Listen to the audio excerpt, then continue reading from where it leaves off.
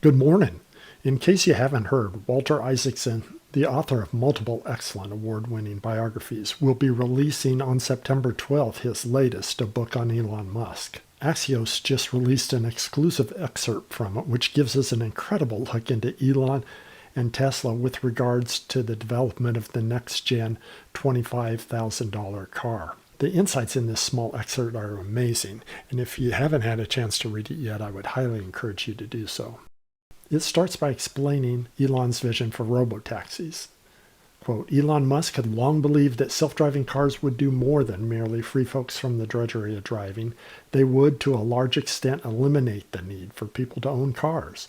The future would belong to what he called Robotaxi, a driverless vehicle that would appear when you summoned it, take you to your destination, then ride off to the next passenger. This is in contrast to the $25,000 car that would be normal with the steering wheel and brakes and pedals that Elon mentioned as early back as 2018. I found the timeline fascinating. In 2018, Elon first mentions a $25,000 car, but it's unsure at that point whether it would be a new model or that they would achieve the $25,000 price through production efficiencies.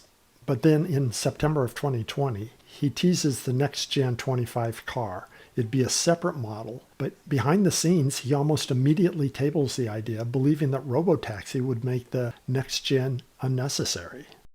In November of 2021, he meets with his upper management to flesh out the Robotaxi design. He emphasizes that the main focus must be volume, and it's going to be a smaller, less expensive, and less speedy version than the Model 3. And they begin considering edge case details and fleshing out the design. In August 2022, they again meet, realizing they have to resolve this issue on whether they should play it safe and include wheels and pedals or just go pure Robotaxi. The team argues for steering wheels and pedals that can be easily removed just in case FSD isn't ready at production. Elon rejects that idea forcefully. Elon went so far as to say no, no, no, and after a long pause said no mirrors, no pedals, no steering wheel. This is me taking responsibility for this decision. Let me be clear, he said slowly. This vehicle must be designed as a clean robotaxi. We're going to take that risk. It's my fault if it ranks up. We are not going to design some sort of amphibian frog that's a halfway car. We are all in on autonomy. And then the excerpt says, his team said, we will come back to you on that. Franz, however, keeps it going as a shadow project behind the scenes.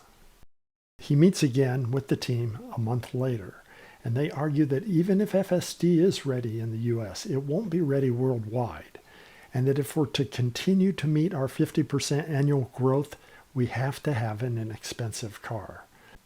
They convince Elon that they can produce the Robotaxi and the NextGen car on the same vehicle architecture. Elon reluctantly agrees, but he's not excited about it.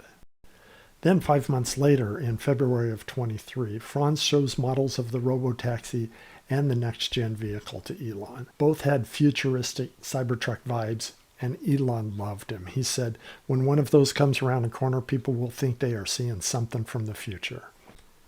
And then just 3 months later, in the spring of this year, Elon makes the decision to start production in Austin because he wants engineers on the line and he realizes that moving them to Mexico is impractical. So the decision is made to start production in Austin. And this summer, apparently Elon's been spending time weekly with the team to design each station on the line, optimizing each step and process, shaving milliseconds from the process. That sounds like it's pretty far along to me. So what are our takeaways from this? Well, what kind of surprised me was how little we often know. Who would have thought that the $25,000 car had been shelved? That certainly wasn't the impression those of us on the outside had. What also struck me, but isn't totally surprising, is how strongly Elon believes in FSD.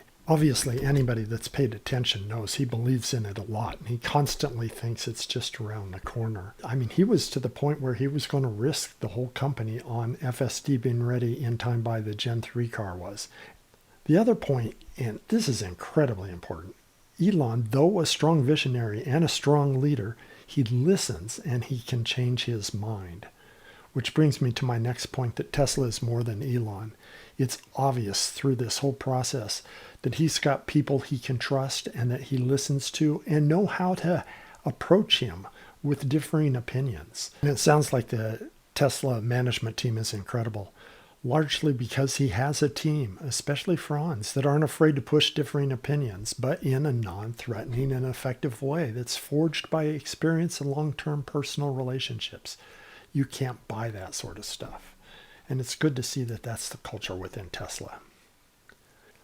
The other thing is NextGen is much closer than we thought.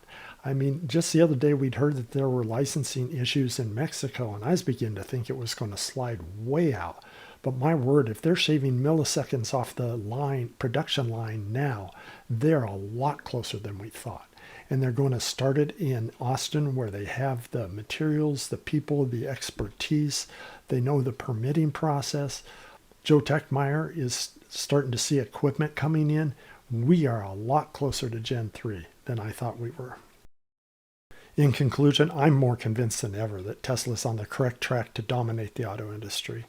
Not only are their cars the best engineered, safest, and most fun in the market, soon they'll have both a next-gen 25K car and Robotaxi that will make the huge benefits of driving an EV affordable to most anyone. What an exciting time. Thanks for watching, and if you're so inclined, please like and subscribe. But especially, if you're half as interested in this stuff as I am, go order Mr. Isaacson's book. And in the interim, to keep yourself occupied, read the excerpt from Access. And until next time, take care.